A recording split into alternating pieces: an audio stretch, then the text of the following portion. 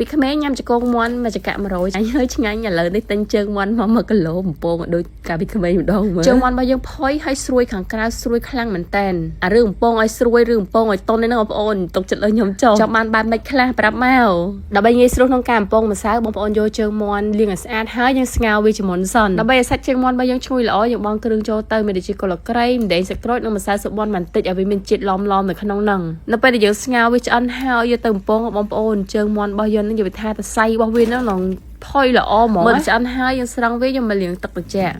យើងធ្វើឲ្យស្អាតចឹងទៅញ៉ាំថ្នាក់មាត់ណែយើងដកកូឡាក្រៃម្ទេសអីចេញអស់ហើយទុកឲ្យជើងមាន់តេបានដែរបងប្អូនគួរពងមាន់ក្រហមចូលមកគ្រាប់ច្បល់វាឲ្យសព្វចូលគ្នាប្រើដៃក៏បានប្រើសងក៏បានដែរខ្ញុំអស់ស្រោមដៃអញ្ចឹងលេងដៃហ្មងទៅហើយយើងចាក់ម្សៅបំពងស្រួយចូលទៅក្លុកតែម្ដងយើងចូលចានក្លុក2អញ្ចឹងមកបងប្អូននេះក្លុកវាទៅវាសប់ម្សៅហើយបើថាស្ទើរម្សៅយើងថែមទឹកជាបងប្អូនយើងចាក់ទឹកជាចូលក្នុងបន្តិចទៀតដើម្បីឲ្យជើងមាន់របស់យើងជាប់ម្សៅកាន់តែច្រើនតែបើសិនជាបងប្អូនមិនសូវចូលចិត្តម្សៅជាប់នៅនឹងទេក្លុកទៅម្ដងហ្នឹងក៏បានដែរជ្រលក់អញ្ចឹងខ្ញុំចិត្តញ៉ាំម្សៅច្រើនអញ្ចឹងខ្ញុំក្លុក2ដងអត់តែញ៉ៃអីច្រើនទេហើយស្រួលមែនតើម្សៅអីក៏អត់សូវចុះច្រើនដែរវាជាប់ជាមួយជើងមាន់ឡើងល្អអញ្ចឹងហ្មងបន្តមកទៀតយើងធ្វើការបំពងវាទៅងាយស្រួលមិនថាតែបំពងគឺញ៉ាំជើងមាន់ឬមួយក៏ចកងមាន់ទេបងប្អូនសូម្បីតែយើងបំពងស្លាកមាន់ផ្លូវមាន់ណាក៏ធ្វើដូចគ្នាអញ្ចឹងដែរបានសាច់មាន់របស់យើងនៅខាងក្នុងហ្នឹងណា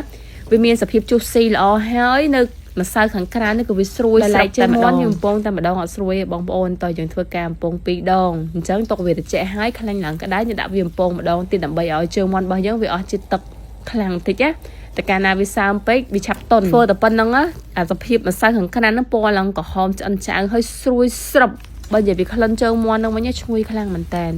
យើងបានលាយវាជាមួយនឹងពងមាន់ក្រហមមកបងប្អូនដល់ពេលអញ្ចឹងវារត់តែឈ្ងុយជ្រលក់ញ៉ាំមួយអីក៏បានដែរតាមការចូលចិត្តបើថាមានបម្រេចនៅផ្ទះស្រេចបងប្អូនយកលាយអញ្ចឹងទៅដាក់ខ្ទឹមដាក់ស្លឹកខ្ទឹមម្ទេសទឹកដោះគោស្រស់ចូលមកបន្តិចហើយច្បាច់គុយឆ្មាមកបម្រេចរបស់យើងវាឡើងខាប់ល្អហើយដោយសារតែទឹកដោះគោស្រស់ជាមួយគុយឆ្មាវាកាត់គ្នាទៅឡើងខាប់អញ្ចឹងហ្មងបម្រេចរបស់ខុនណាបងប្អូនលីងទាំងម្រេចលីងទាំងគ្រឿងទាំងអស់ហើយកិនចូលគ្នាឡើងម៉ត់ទៅជ្រលក់ស៊ុបគីស៊ុបខុនវិញជ្រលក់ស៊ុបក៏បានជ្រលក់ប្រហិតឬមួយក៏ជើងមាន់និយាយទៅជ្រលក់បានច្រើនមកបងប្អូនចង់បានមុខមួយណាឆាតចូលពេកហើយសម្រាប់ម៉ណុយថ្មីរបស់យើងគឺម្ទេសឆាបកាយកច្បល់បាយក៏បានដាក់មួយកាទៀវក៏បានដែរមកអែមហ្មងស្នាដៃយើងធ្វើផ្ទាល់បងប្អូនចង់ភ្លក់អាចសាកបានអរគុណច្រើនជួបគ្នាវីដេអូក្រោយជម្រាបលា